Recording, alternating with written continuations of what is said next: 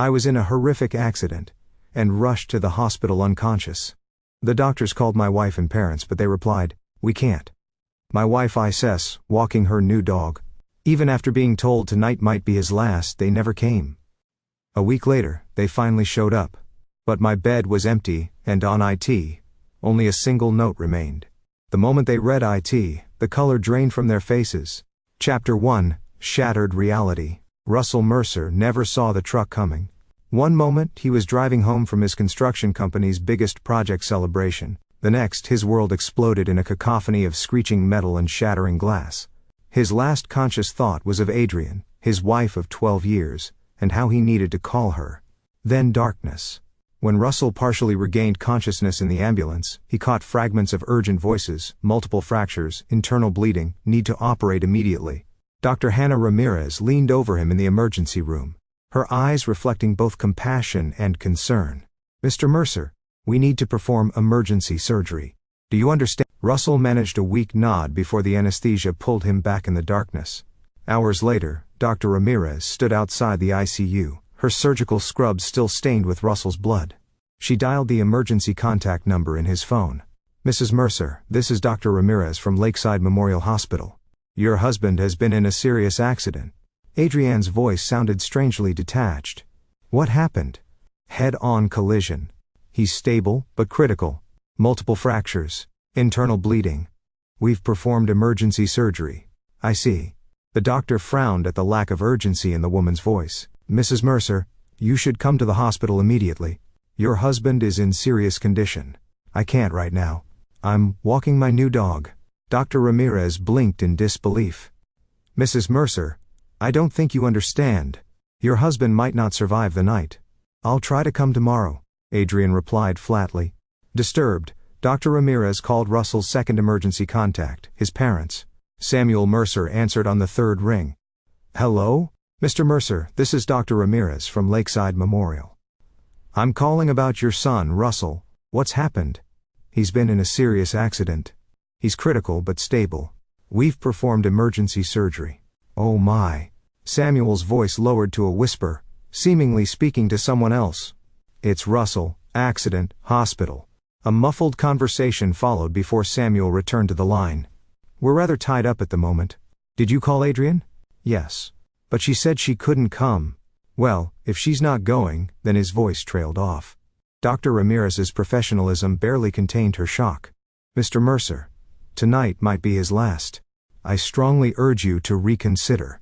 "We'll try to visit when we can," Samuel replied before hanging up. Dr. Ramirez stared at her phone in disbelief. In 15 years of medicine, she'd never witnessed such callousness from a family. Back in the ICU, Russell drifted in and out of consciousness for 3 days.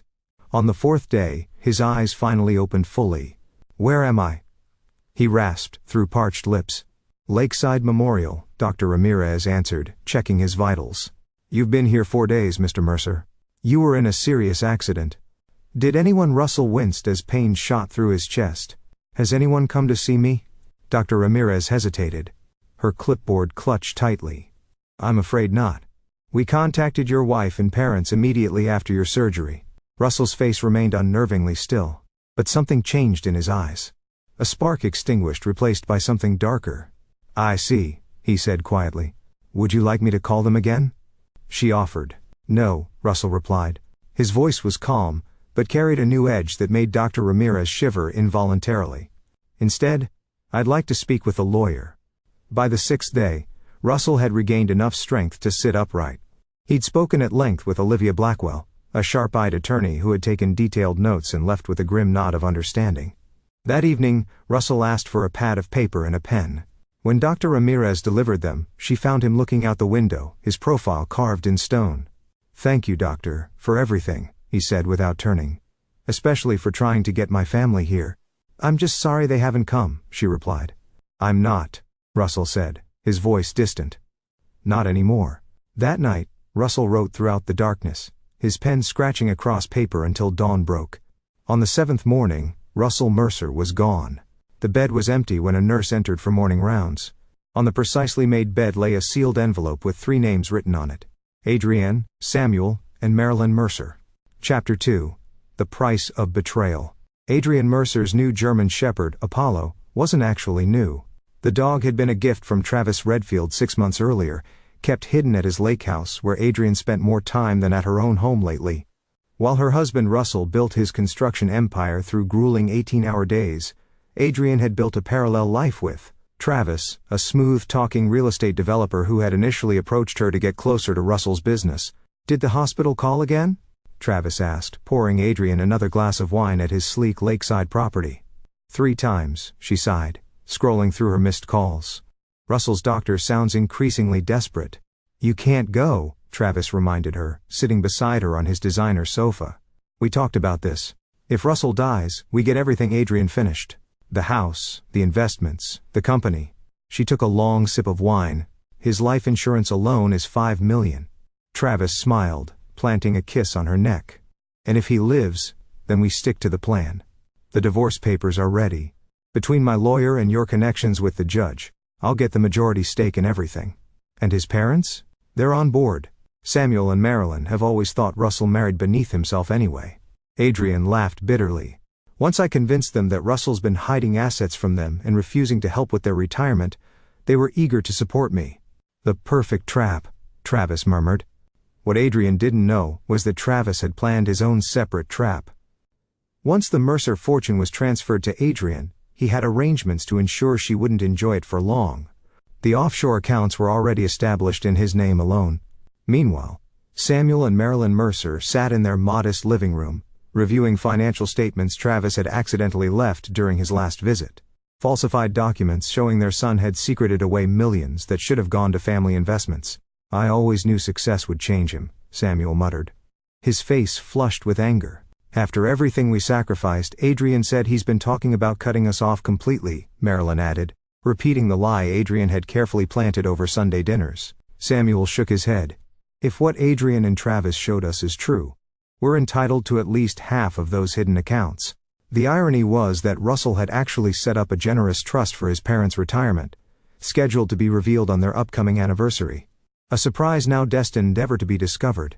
Across town, Calvin Weiss sat in his small apartment, staring at hospital records that shouldn't have been accessible to a mid-level IT administrator. As Russell's childhood friend, and the only person who had remained loyal when Russell rose from humble construction worker to company owner, Calvin had been monitoring Russell's condition through backdoor hospital database access. "What the hell are you playing at, Russ?" he muttered, noting that his friend had checked himself out against medical advice. His phone buzzed with a text from an unknown number. "Storage Unit 447. Code, November 27, 1982. Come alone. R." Calvin grabbed his keys immediately. The storage facility was on the outskirts of town. Unit 447 contained only a sealed envelope and a burner phone. The envelope held detailed documentation, bank statements, photos of Adrian and Travis together dating back 2 years, recorded conversations, and falsified documents that had been shown to Russell's parents. The phone rang in Calvin's hand. "Russ," Calvin answered. "They left me to die, Cal." Russell's voice was different, hollow yet somehow charged with purpose. "Jesus, Russ, where are you? You should be in the hospital. I need 3 things from you." Russell continued as if he hadn't heard. "First, don't tell anyone I contacted you. Everyone needs to believe I'm missing, possibly dead. Second, access the backup server and retrieve all records from Project Lakeside Towers, every contract, every payment, every signature. Third, contact Olivia Blackwell. She's expecting your call." "Russ, what's happening? What are you planning?" There was a long pause. "Justice, Cal. Nothing more, nothing less." The line went dead, leaving Calvin staring at the mountain of evidence documenting the elaborate betrayal orchestrated against his friend. At that same moment, Dr. Rumerus received a package by courier, a letter thanking her for her care along with documentation proving Russell had secretly paid off her substantial medical school debt. Attached was a note. Some debts should be forgiven. Others must be paid in full. Chapter 3, The Vanishing. 1 week after Russell's disappearance from the hospital, Adrian finally decided it was time to make an appearance. Maintaining the facade of a concerned wife had become necessary after Dr. Ramirez had called twice more, her tone increasingly suspicious.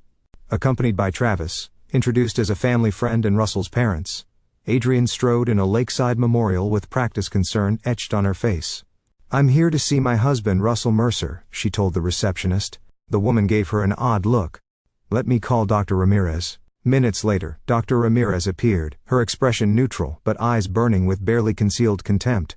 "Mrs. Mercer, after a week, you finally arrived." "We came as soon as we could," Samuel interjected defensively. "Of course," Dr. Morris replied coldly. "Well, you should know that your son, your husband, checked himself out yesterday against medical advice." "What?" Adrian's shock was genuine. "This wasn't part of the plan. How could you let him leave in his condition?" "As his doctor, I strongly advised against it. But as a legal adult who hadn't lost cognitive function, it was his right." Dr. Ramirez held out an envelope. "He left this for you." Travis stepped forward, who authorized his release. Dr. Ramirez's eyes narrowed. "And you are Travis Redfield, family friend." "Well, Mr. Redfield, patient releases don't require outside authorization. Now, if you'll excuse me, I have patients who actually receive visitors." She turned and walked away. Adrian tore open the envelope with trembling fingers. Inside was a single sheet of paper with 3 lines of text. "I know everything. I forgive nothing. I'm coming for what's mine." The color drained from her face. "What is it?" Samuel demanded, snatching the note. His face paled as he read it, then passed it to Travis. Travis crumpled the paper in his fist. "This changes nothing. He's injured, disoriented, probably making empty threats from some motel." "He knows," Adrian whispered. "Knows what?" Travis hissed, glancing around to ensure no one was listening. Before she could answer, a hospital security guard approached. "Mrs. Mercer, Detective Morales would like to speak with you." In a small conference room, Detective Victor Morales sat reviewing a file. His weathered face gave nothing away as they entered. "Thank you for coming in," he said, not bothering to stand. "I have some questions about your husband's accident." "What about it?" Adrian asked, trying to keep her voice steady. "For one, why the vehicle that struck your husband's car was reported stolen just 1 hour before the accident, yet traffic cameras show it had been following Mr. Mercer for at least 3 days prior." Travis shifted uncomfortably. "Detective, what are you implying?" Morales ignored him, focusing on Adrian. "I'm also curious why phone records show you were in contact with a registered owner of that vehicle 6 times in the week before the accident." Adrian's careful composure cracked. "I want a lawyer." Interesting response to a simple question, Morales noted. "One more thing before you go. The hospital security cameras show a visitor to Mr. Mercer's room at 3 a.m. the morning he disappeared." He slid a grainy photo across the table. "Any idea who this might be?" The image showed a hooded figure whose face was carefully turned away from cameras. "No," Adrian whispered, curious, because the keycard used to access the room at that hour was yours, Mrs. Mercer. The one listed in hospital records for family access, which you never used during visiting hours. Samuel and Marilyn exchanged alarmed glances. "I think we're done here," Travis announced, standing. "We'll have Mrs. Mercer's attorney contact you." As they left the hospital, Adrian's phone chimed with a text message from an unknown number. "Check your joint accounts." With shaking hands, she opened her banking app. Every joint account had been emptied. The business accounts, investment portfolios, everything gone. "He's ruined us," she gasped. Travis grabbed her arm roughly. "Pull yourself together. This isn't over, but was only the beginning." That night, while Adrian and Travis frantically called banks and lawyers, Russell Mercer watched from a car across the street. Beside him sat Calvin, who handed him a tablet displaying security camera footage from inside Adrian and Travis's meeting at the lake house. "Everything's in motion," Calvin said. Russell's face, still bruised from the accident, revealed no emotion as he watched his wife and her lover panic. "Good. Now we move to phase 2. Are you sure about this, Russ? There's no coming back from what you're planning." Russell turned to his friend, his eyes reflecting nothing but cold resolve. "I died in that hospital room, Cal. What's left has only one purpose." He started the engine and drove away, leaving behind the last vestiges of the man he once was. Chapter 4. The Architect of Vengeance. 3 months vanished like smoke. Russell Mercer, legally declared missing and presumed dead after exhaustive but fruitless searches, had transformed himself in a remote cabin in the Montana wilderness. His body, once broken, had been rebuilt through relentless physical therapy and training. His mind, once clouded by betrayal, now operated with surgical precision. The cabin belonged to Dr. Leo Winters, a former military surgeon who specialized in helping people disappear. For a substantial fee paid from one of Russell's hidden offshore accounts, Dr. Winters had provided medical care, a new identity, and total discretion. "Your ribs have healed nicely," Dr. Winters observed during their final examination. "The facial reconstruction too. Your own mother wouldn't recognize you now." Russell touched the subtle changes to his jawline and cheekbones. "That's the point. The voice modulator implant needs another week to fully integrate. Speak as little as possible until then." Russell nodded, studying his new reflection. Alexander Pierce stared back. A ghost created from forged documents and careful planning. "The psychological adjustment is just as important," Dr. Winters cautioned. "Revenge may feel righteous, but it consumes the vengeful first." "I'm already consumed," Russell replied flatly. "Ever since I woke up alone in that hospital." Meanwhile, Adrienne's life had collapsed into chaos. The investigation into Russell's accident had stalled, but never closed. Detective Morales made weekly calls with just one more question, each one digging deeper into her relationship with Travis. The financial devastation was total. Not only had the joint accounts been emptied, but Adrienne discovered Russell had secretly sold their house 2 weeks before his accident, with closing scheduled for next month. She would soon be homeless. Russell's construction company had undergone a mysterious restructuring one day before his accident, transferring controlling interest to a blind trust that even the company's attorneys couldn't penetrate.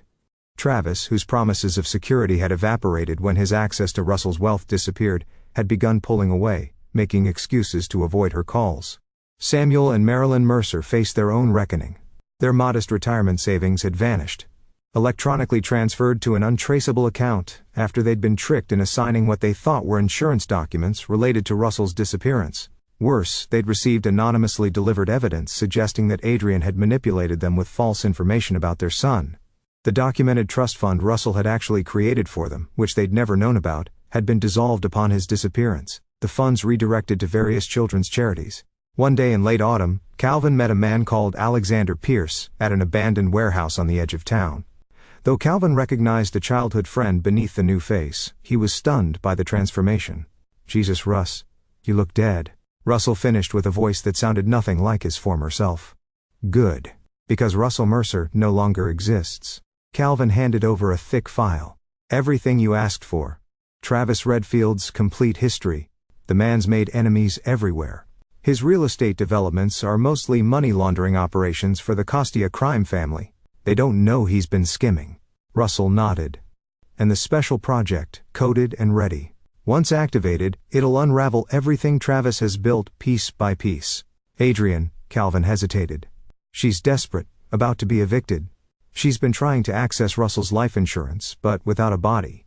And my parents, they know they were manipulated. They've been trying to reach out through official channels claiming they have information about your disappearance." Russell's expression remained impassive. Too late for regrets. "What about Sophie?" Calvin asked cautiously. At the mention of Travis's ex-wife, Russell's composure flickered momentarily. "Is she still willing to help?" "More than willing. After what Travis did to her and her daughter. She's been waiting 3 years for this opportunity." Russell checked his watch. "It's time to bring our players together. Activate the program tonight." "And, Calvin?" After this meeting, Alexander Pierce never knew Russell Mercer. Remember that. That night, an anonymous email reached the Costia family's leadership, revealing Travis's embezzlement with documented proof. Simultaneously, the algorithm Calvin had designed began systematically attacking Travis's financial infrastructure, freezing accounts, exposing hidden transactions, and triggering automatic audits. By morning, Travis Redfield would be a marked man from multiple directions, and Russell, now Alexander Pierce, would be waiting. Chapter 5. Wheels Within Wheels. The Ashford Hotel's presidential suite offered a perfect vantage point. From his windows, Russell could see both Travis's penthouse apartment and the offices of Redfield Development. Between sips of black coffee, he watched the chaos unfold through high-powered binoculars. Men in dark suits, Costia enforcers, entered the building at 9:17 a.m. They emerged 20 minutes later without Travis, who had apparently fled minutes before their arrival. Russell's phone vibrated with updates from the sophisticated tracking system he'd established. Travis had withdrawn emergency cash from a bank across town and was now heading toward the lakeside property where he'd conducted his affair with Adrienne. Everything proceeding exactly as calculated. A soft knock at the door broke his concentration. He admitted Sophie Redfield, Travis's ex-wife, a woman whose elegance masked a steely resolve forged through suffering. "He's running," Russell informed her, returning to the window. "As predicted," Sophie replied, setting down her designer bag. "The offshore accounts, already frozen. My algorithm triggered fraud alerts across 6 countries simultaneously." Russell turned to face her. "Are you prepared for your part?" Sophie's eyes hardened. "After Travis bankrupted me, denied my daughter her medical treatments and left us with nothing, I've been preparing for 3 years." Russell nodded, remembering why he'd chosen her as an ally.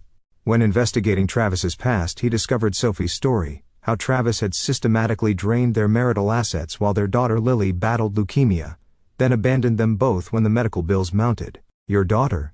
Russell asked. A rare smile softened Sophie's features. "Remission for 16 months now. Thanks to the anonymous donor who covered her treatment." Russell nodded slightly. The $5 million he diverted from his own life insurance policy, converted to cash before his disappearance, have been put to better use than Adrian and Travis had intended. "Once this is done," Russell said, "the remaining trust fund will secure her future permanently." Sophie studied him. "You know, for someone orchestrating such elaborate revenge, you've shown remarkable compassion to uninvolved parties."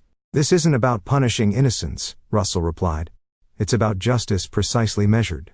His phone buzzed again. "Adrian is moving too, heading to the lake house. The desperate wife seeking shelter with her lover," Sophie observed. "Right into your trap." "Not my trap," Russell corrected. "Their own." Across town, Detective Victor Morales received an anonymous package. Inside he found meticulously documented evidence connecting Travis Redfield to the stolen vehicle that had struck Russell Mercer's car, along with bank transfers linking both Travis and Adrian to the driver, a career criminal now mysteriously deceased. Morales immediately assembled his team. "We've got enough for arrest warrants. Move now." Meanwhile, Samuel and Marilyn Mercer sat in their kitchen, staring at the foreclosure notice. Their modest home, once fully paid for, had been remortgaged using documents they'd signed without reading. Papers Adrian had assured them were related to Russell's business. "We've lost everything," Samuel whispered, his hands trembling. "Our son, our home. We deserve it," Marilyn replied, tears streaming down her face. "We abandoned him when he needed us most." The doorbell rang. Outside stood Olivia Blackwell, Russell's attorney. "Mr. and Mrs. Mercer," she said crisply, "I need to discuss your son's estate." At the lake house, Travis threw clothes haphazardly into a suitcase while Adrian watched from the doorway. "You're just leaving?" she asked incredulously. "What about me?" "Wake up, Adrian," Travis snapped. "It's over. Whatever Russell did before disappearing, he's burned us both. The Costias want my head. The feds are freezing my accounts. I have maybe an hour before this place is swarming with either gangsters or FBI. We can fix this," Adrian pleaded. "We still have a lake house, my jewelry." Travis laughed bitterly. "You think I put this place in my name? It's owned by a shell corporation that's probably being dismantled as we speak. As for your jewelry," he went to a painting on the wall, swung it aside to reveal a safe, and entered the combination. It was empty. "What the hell?"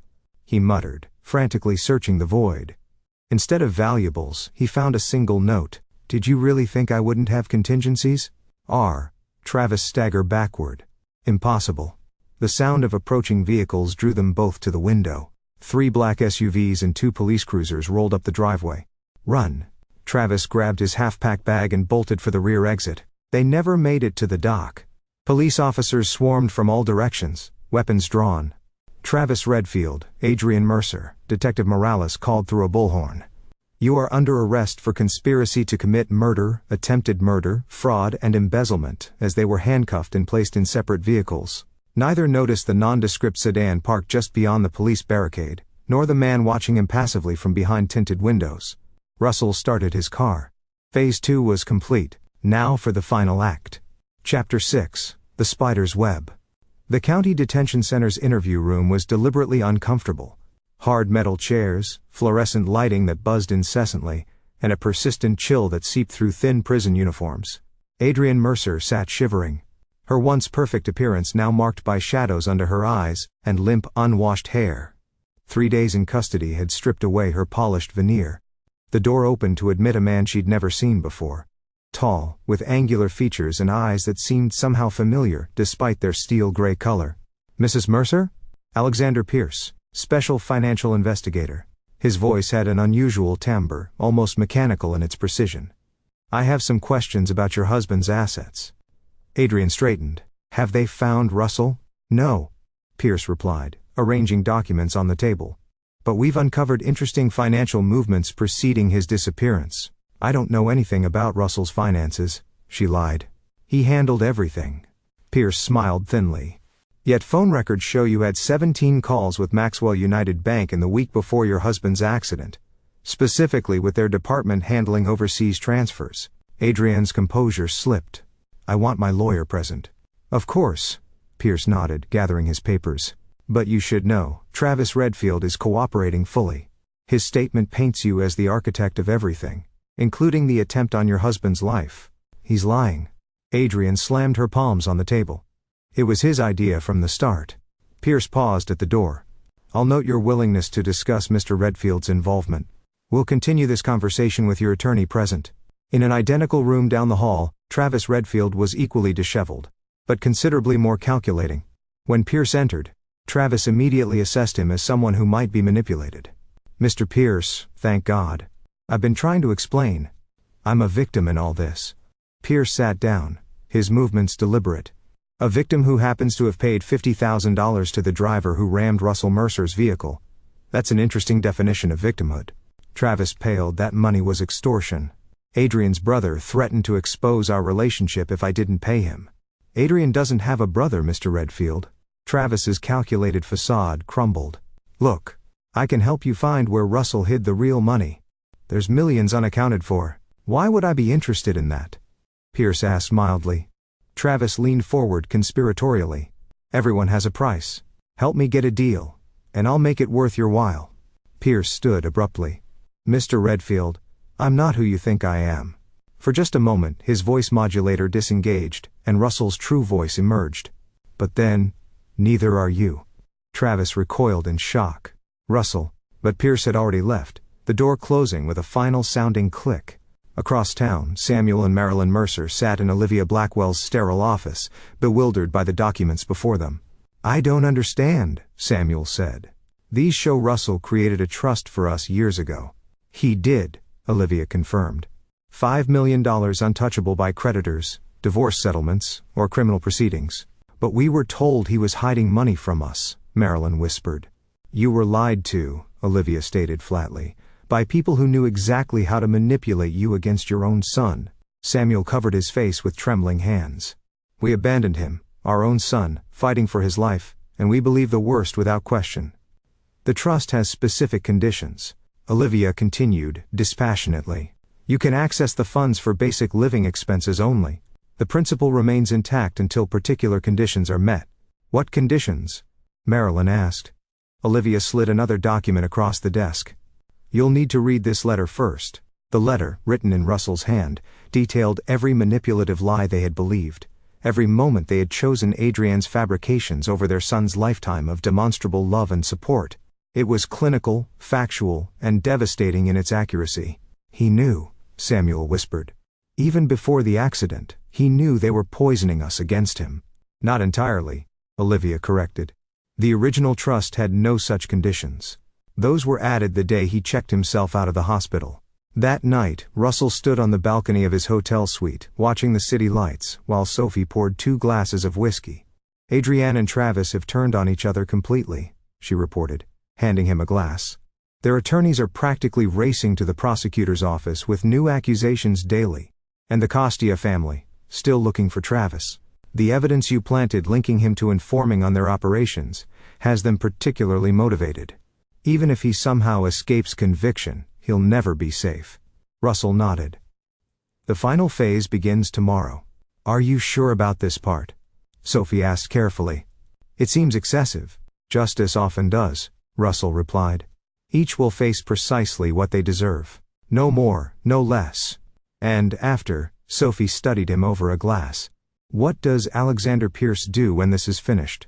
Russell gazed out at the city, the place where Russell Mercer had built a life, a marriage, a company, all now ashes. Alexander Pierce disappears. As for what comes after, I haven't decided. You could start over, Sophie suggested. You're wealthy, unrecognizable, officially dead. Perfect freedom. There's no starting over, Russell replied quietly. Only moving forward. In the darkness, he raised his glass. To justice, precisely measured. Sophie clinked her glass against this. To justice, neither mentioned the emptiness that would remain when justice was finally served. Chapter 7, Checkmate. The courthouse buzzed with anticipation. After months of legal maneuvering, bail hearings, and increasingly desperate attempts by both defendants to implicate each other, the joint trial of Adrian Mercer and Travis Redfield for the attempted murder of Russell Mercer was finally beginning. Reporters clustered near the entrance, hoping for a glimpse of the defendants who had become media sensations. The story had everything: sex, betrayal, attempted murder, and a missing victim presumed dead. Inside, Alexander Pierce sat in the back row of the gallery, unremarkable in his gray suit, just another spectator to the legal proceedings. Only Calvin, seated several rows away as planned, knew his true identity. The bailiff called for all to rise as Judge Martha Kimball entered. Known for her no-nonsense approach and scrupulous adherence to procedure, she was exactly the judge Russell had hoped would be assigned. The prosecutorial team was led by District Attorney Helena Ward, whose reputation for methodical case-building made her formidable. Russell had anonymously provided her office with a roadmap of evidence so comprehensive that the case practically built itself. As Adrian and Travis were let in separately, Russell noted how thoroughly their appearances had deteriorated. Adrian's designer clothes had been replaced by a modest skirt and blouse, an attempt to appear humble and sympathetic that clashed with her innate arrogance. Travis, meanwhile, had adopted the look of a broken man, hoping for sympathy where none would be forthcoming. Neither defendant looked at the other. After opening statements, DA Ward called her first witness, Detective Victor Morales. "Detective, please describe the evidence that led to the arrests of the defendants." Morales detailed the financial trail connecting both defendants to the driver of the truck, phone records showing coordination before the accident, and the damning text messages recovered from their devices. During cross-examination, Adrian's attorney attempted to distance her from the conspiracy. "Isn't it true that my client never directly communicated with the driver of the vehicle?" "She didn't have to," Morales replied. "Mr. Redfield served as the intermediary, but Mrs. Mercer's phone records show she was the one who researched Russell Mercer's route that day, traffic patterns, and even the specific intersection where the collision occurred." Travis's attorney tried a different approach. "Detective, isn't it possible that someone else orchestrated these events to frame my client?" "We follow the money, sir," Morales replied flatly. "Unless your client is claiming someone forced him to withdraw $50,000 in cash, hand it to the now deceased driver, and then send a text saying it's done immediately after the collision. No. There's no plausible alternative explanation." By day's end, Russell observed the jury's expressions. They were already convinced of guilt, and the trial had barely begun. Outside the courthouse, Samuel and Marilyn Mercer faced a barrage of reporters' questions. They'd attended despite not being called as witnesses, dressed in somber clothes that spoke of mourning.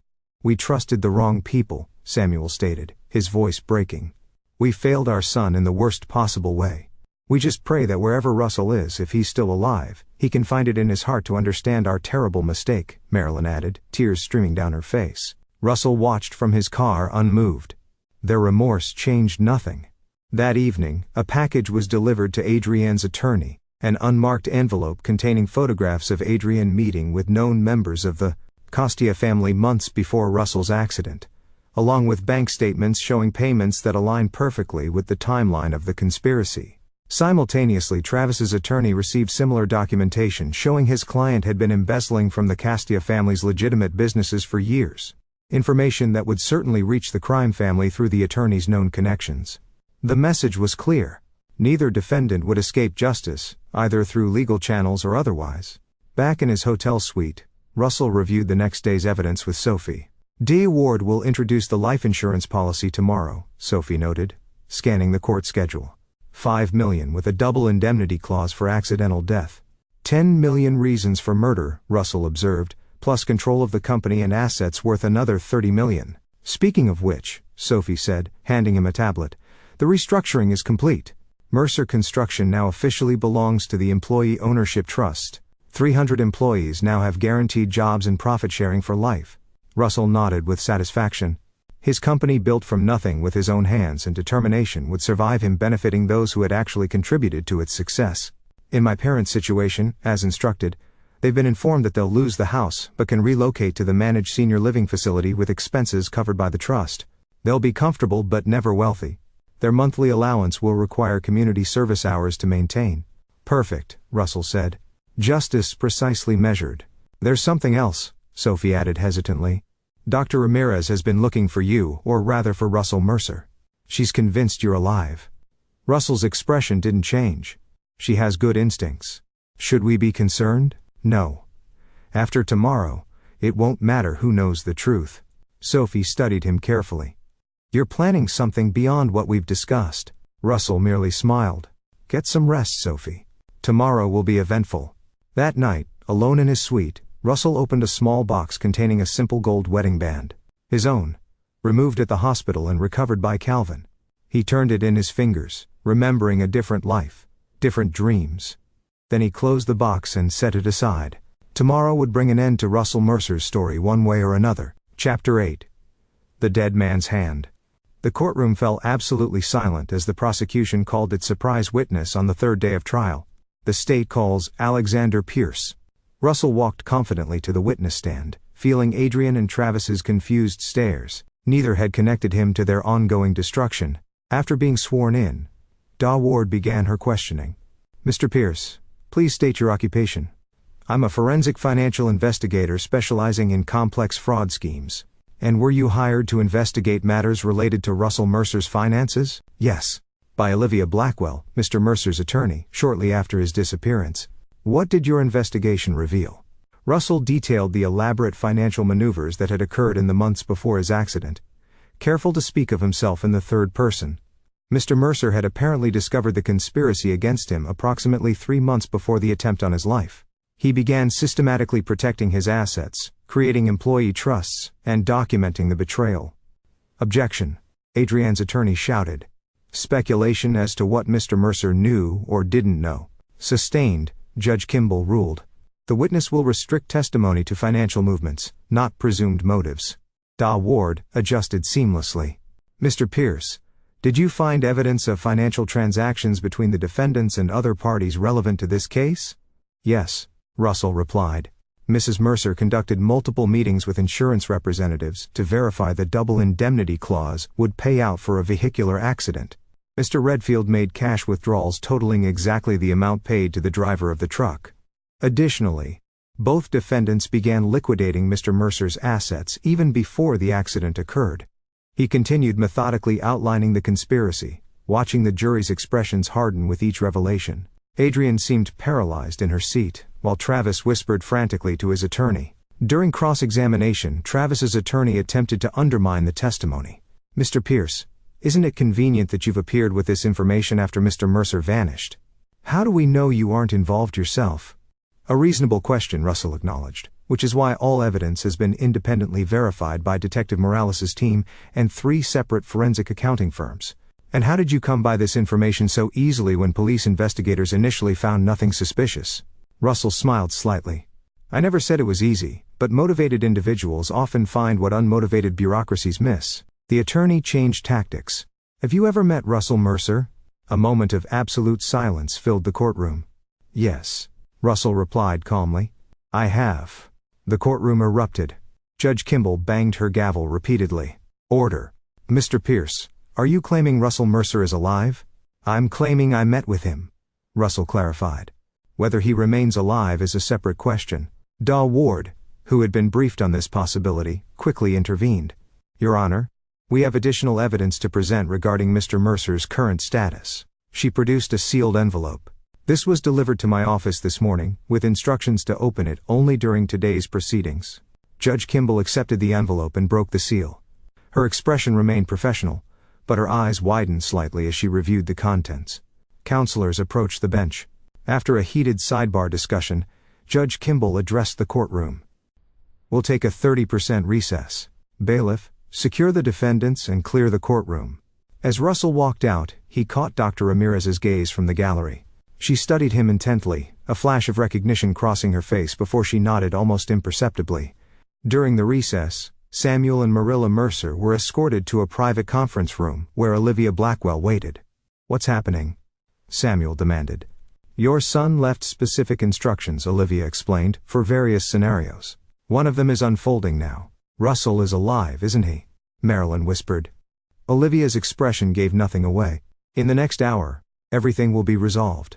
How that resolution affects you depends entirely on Russell's final decision. When court resumed, the tension was palpable. Judge Kimball addressed the packed courtroom. Based on evidence just presented to this court, I'm calling a witness not on the original list. The court calls Russell Mercer. The gallery erupted again as the rear doors opened. Russell, not Alexander Pierce, but Russell Mercer walked down the center aisle. Adrienne clutched the defense table, her face ashen. Travis looked as though he might vomit. Russell had reversed the subtle facial modifications, removed the voice modulator, and dressed in the exact suit he'd worn the day of his accident. The effect was deliberately theatrical, a dead man walking. After being sworn in, he faced the stunned courtroom. Yes, Your Honor.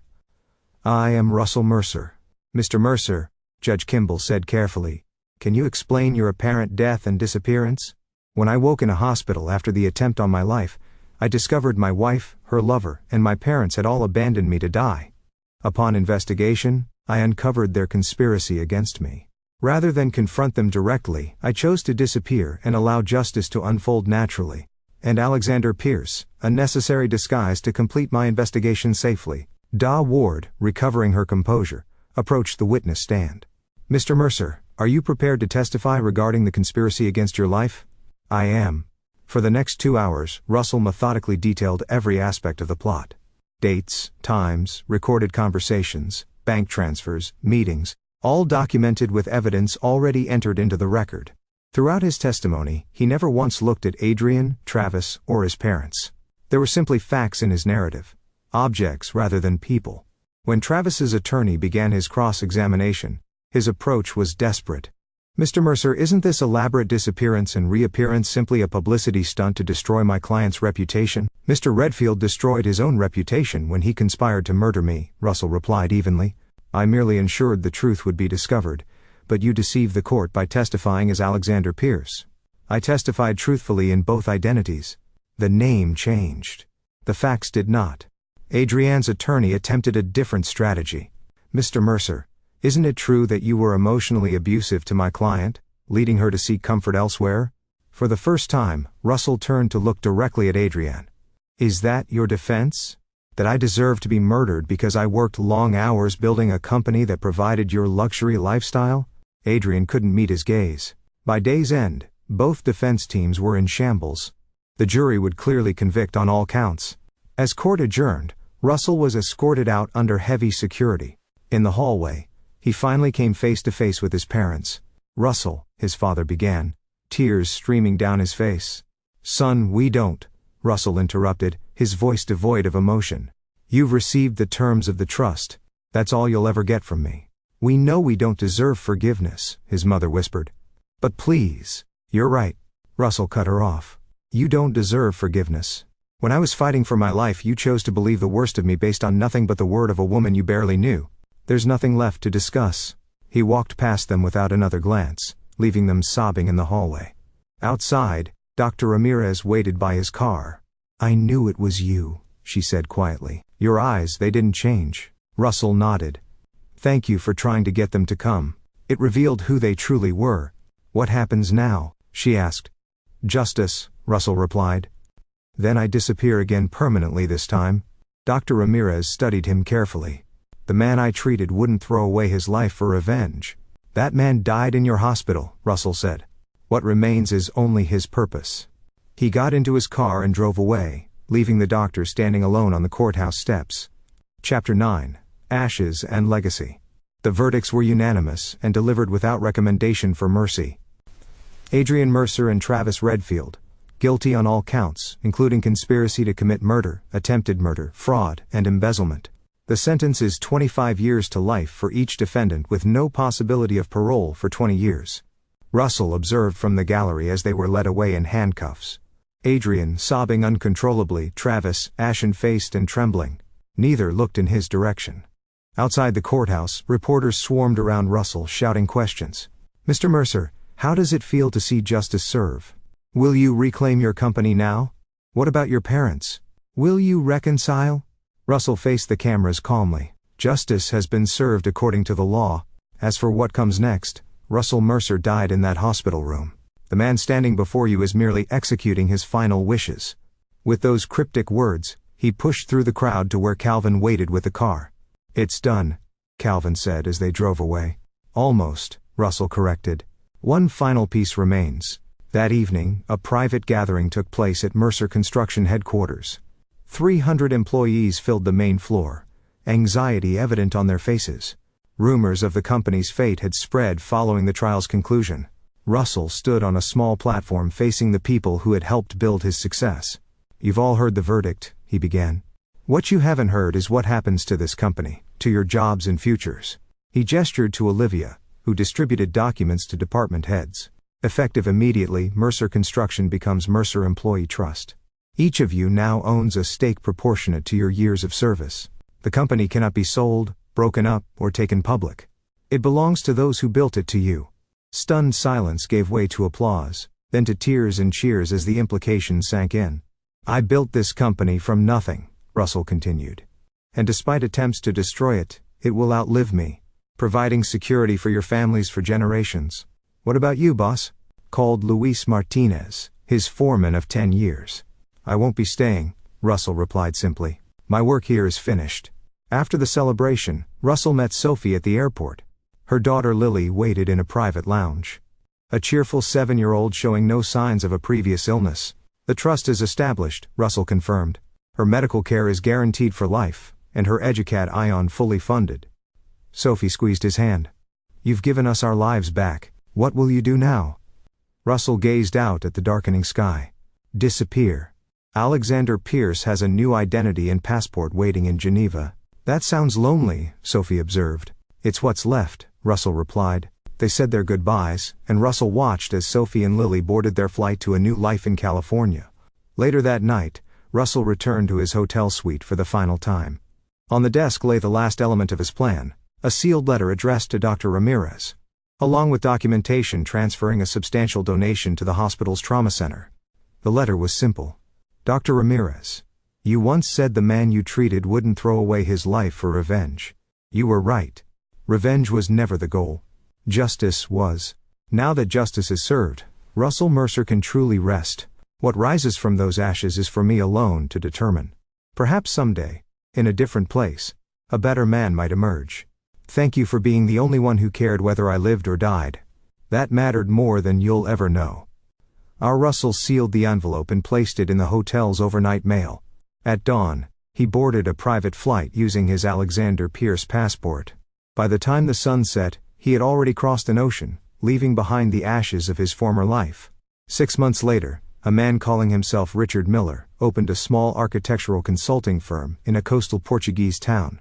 He lived simply, worked diligently, and kept to himself.